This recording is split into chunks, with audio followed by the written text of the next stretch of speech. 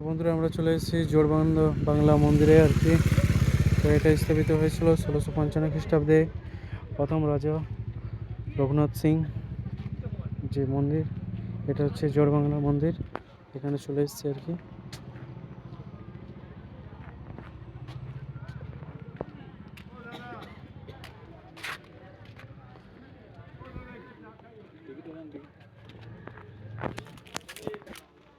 এটা সেই মন্দির আর কি, জোড়বাংলা মন্দির যেটা এটা আর কি। এটা হচ্ছে এখানে যে গার্ডেন টাইপের আর কি এটা রয়েছে, সাথে এই যে মন্দিরের যে রহস্য সেটা আপনাদেরকে দেখাচ্ছি আর কি।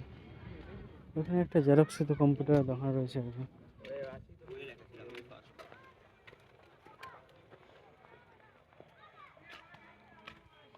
ওখানে একটা কালী মন্দির রয়েছে। এই যে মন্দিরের যে পরিকাঠামোর যে ডিজাইন সেটা